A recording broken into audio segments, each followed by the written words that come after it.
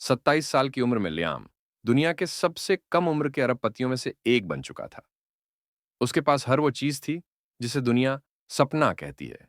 Ferrari, Forbes की cover story, private jets और दुनिया भर में पेंट हाउस। लेकिन एक सुबह वो गायब हो गया, बिना अलविदा कहे, बिना कोई सुराग छोड़े। सब हैरान थे।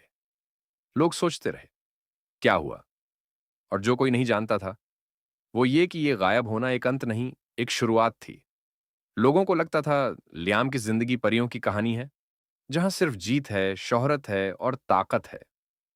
हर दिन वो मीटिंग्स में तालियों के बीच बैठता, इंटरव्यूज में मुस्कुराता और कैमरों के सामने अपनी सक्सेस स्टोरी दोहराता।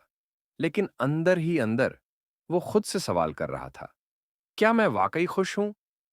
हर चमकते चेहरे के पीछे एक अंधेरा होता है, और लियाम के अंदर का अंधेरा अब चुप नहीं बैठा था। एक रात अपने प्राइवेट जेट में बैठे हुए लियाम ने पहली बार किसी से कुछ नहीं कहा।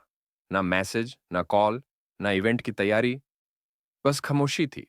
उसने अपने असिस्टेंट को एक लाइन का वॉइस नोट भेजा, मैं 3 महीने के लिए जा रहा हूं, मुझे ढूंढने की कोशिश मत करना।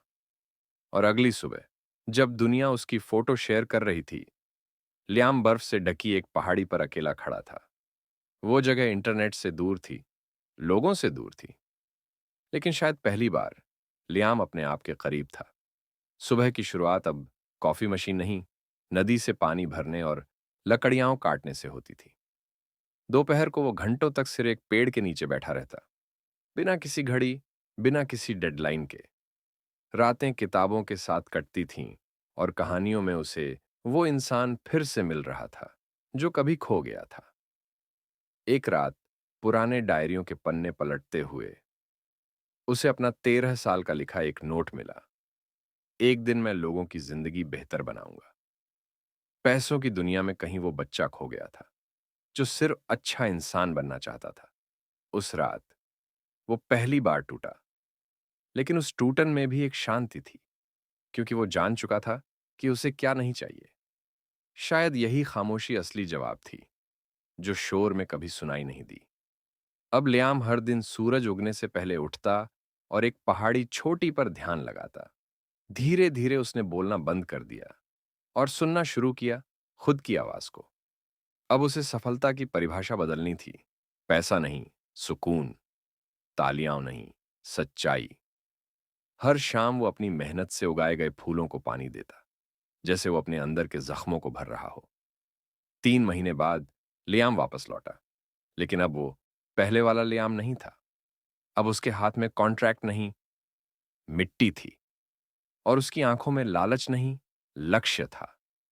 उसने अपनी अरबों की कंपनी का नाम बदला। अब वो सिर्फ मुनाफा नहीं कमाती, बच्चों की जिंदगी भी बदलती। वो स्कूल बनवाने लगा, गांवों में इंटरनेट पहुंचाने लगा और हर महीने हजारों बेरोजगारों को ट्रेनिंग देने लगा। अब लोग उसे अरबपति नहीं, उम्मीद वाला इंसान कहते थे, जो खामोश रहा लेकिन पूरी दुनिया को जगा गया। उसने सिखाया, सबसे बड़ी आवाज वो नहीं होती जो दुनिया सुनती है, बल्कि वो जो तुम्हारे अंदर बोलती है।